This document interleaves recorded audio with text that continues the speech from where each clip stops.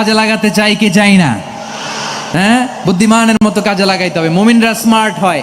এই রমাদানে আমাদের কি করণীয়, কি বর্জনীয়, সংক্ষেপে 7টা করণীয় 7 মিনিটে, 7টা বর্জনীয় 7 মিনিটে বলে আমরা বিদায় নিব ইনশাআল্লাহ। বলেন, কেউ ওঠা বসা করবো না ইনশাআল্লাহ। বলেন মাশাআল্লাহ, অনেক শান্ত। জি, আমার দিকে তাকান। রমাদানে, আসন্ন রমাদানে আমাদের 7টি করণীয়। 1 নাম্বার করণীয়, এই রমাদানকে আপনি কোরআনময় করে তুলুন। কোরআনময় করে তুলুন 2025-এর রমাদান। এই হচ্ছে আজকের প্রোগ্রামের স্লোগান। জোরে বলেন ঠিক কিনা?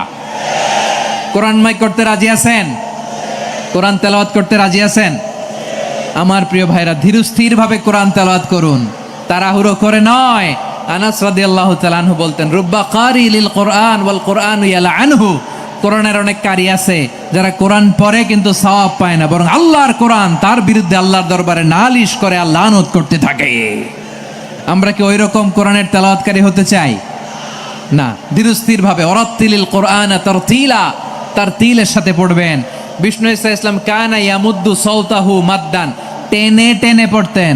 আলহামদুলিল্লাহি রাব্বিল আলামিন আর রহমানির রহিম মালিকি ইয়াউমিদ্দিন ইয়্যাকা না'বুদু ওয়া ইয়্যাকা নাস্তাঈন ইহদিনাস সিরাতাল মুস্তাকিম সিরাতাল লাযীনা আন'আমতা আলাইহিম গায়রিল মাগদুবি আলাইহিম ওয়ালাদ-দাল্লিন।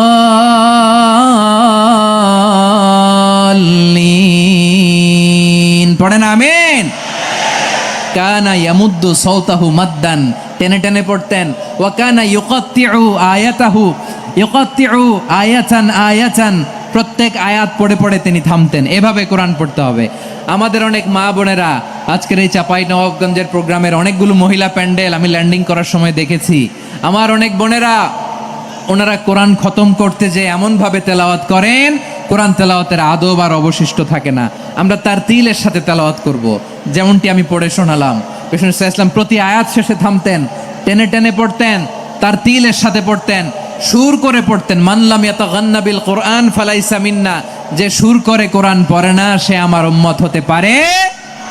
জাইয়িনুল কোরআন বিআসওয়াতিকুম, বিষ্ণু বলেন সুর করে কোরআন পড়বা। অনেকে কোরআনের খতম তুলবার জন্য কোরআনরে একেবারে খতম করে দেয়, এরকম আছে না নাই? কোরআনের খতম তোলার জন্য কোরআনরে কি করে? একেবারে খতম করে দেয়। না, আপনি ধীরস্থির ভাবে পড়ে যদি খতম দিতে পারেন মাশাআল্লাহ, না পারলে যতটুকু পারেন পড়বেন। এরপর অনুবাদ পড়ার চেষ্টা করবেন, তাফসীর পড়ার চেষ্টা করবেন। আপনাদের জন্য এক অনন্য উপহার রয়েছে আমার পক্ষ থেকে, এক নজরে কোরআন।